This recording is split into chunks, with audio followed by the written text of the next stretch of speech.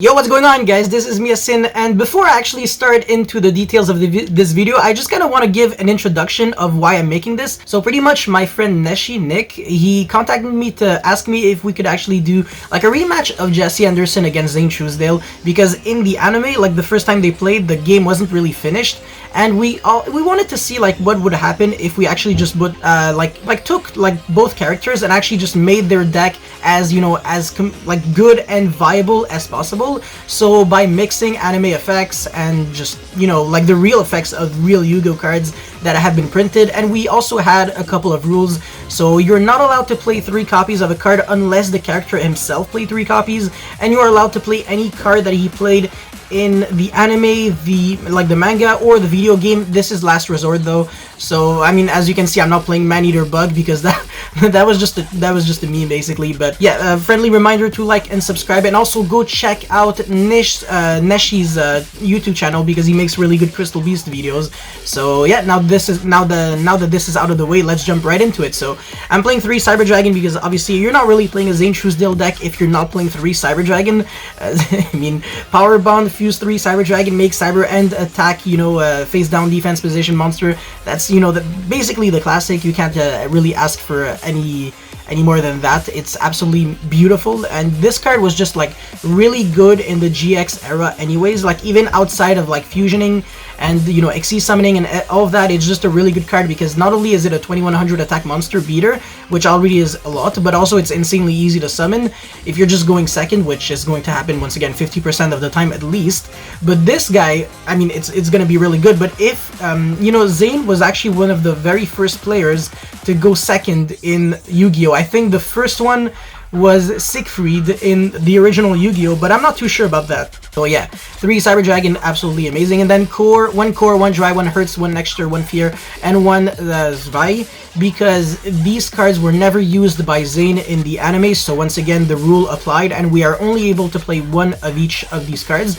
And up until now, there are no like particular effects. Like, you can pretty much just use all of the real effects of the card. And then we actually get to Eltanin, which is a card that has like 2 different effects. So in the manga, it's a little bit less good, but at the same time it could be better because you can actually just send only your opponent's monsters and not every monster on the field, but you only send monsters they control up to the amount of materials that you banished.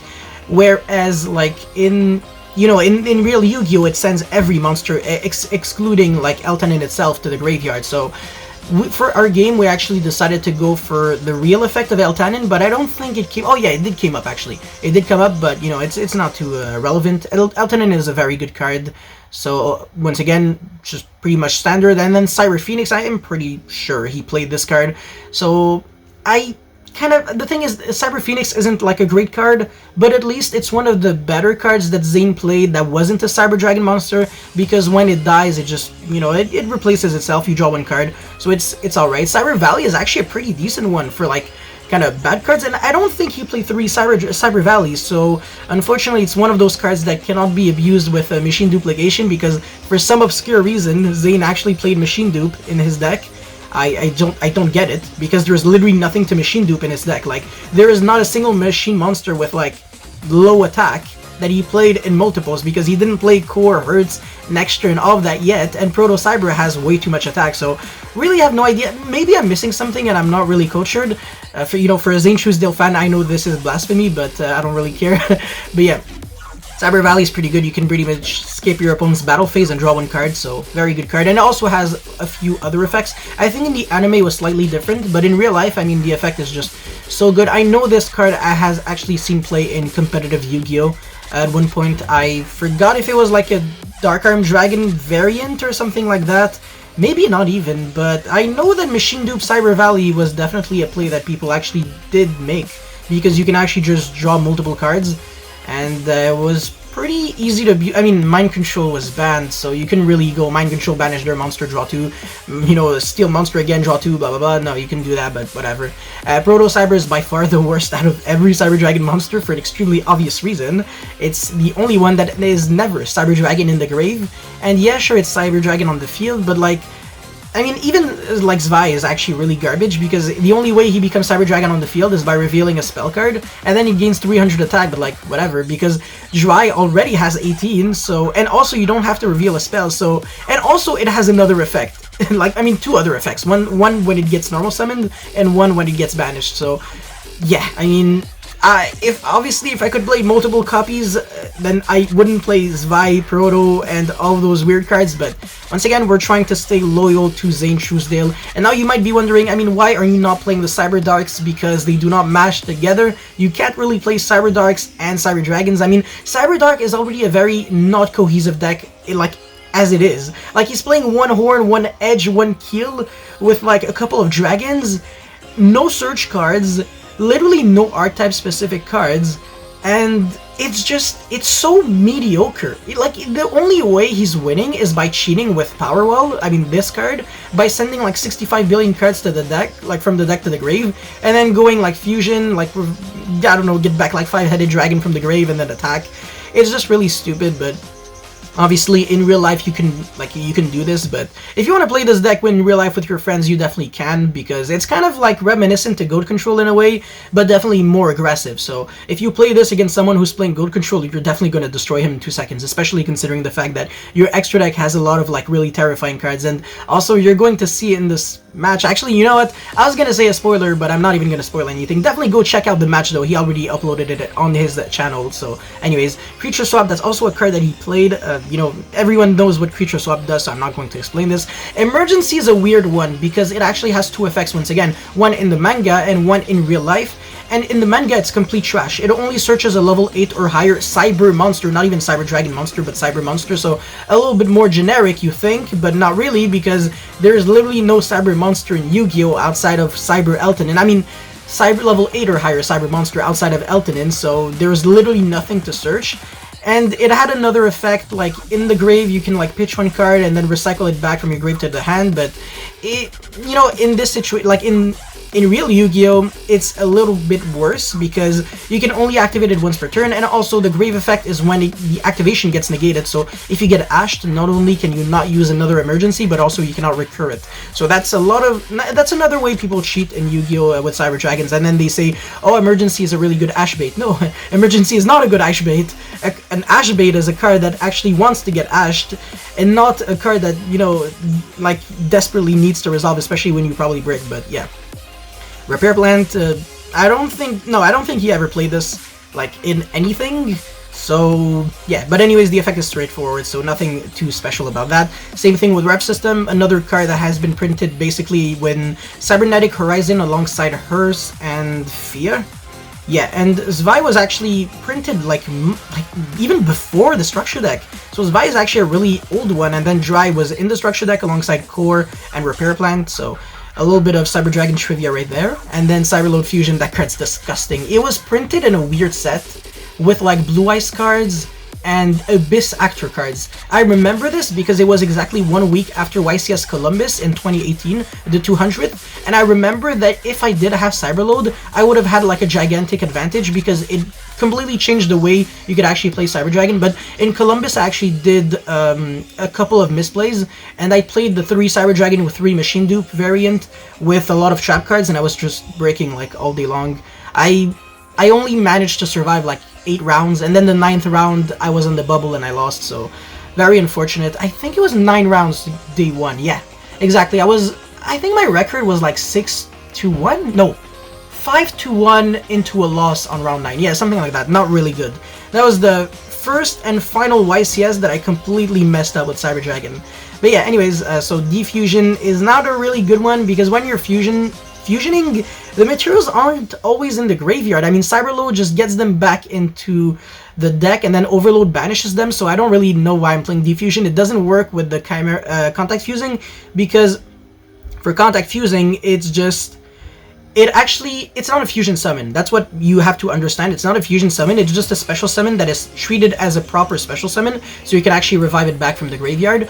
But if you defusion like a monster, like a Chimera Tech Fortress or Mega Fleet, you don't get anything back, so defusion is really a really bad one. I wouldn't play it in Zane's deck, but there aren't a lot of other really good cards, I think, that I've missed.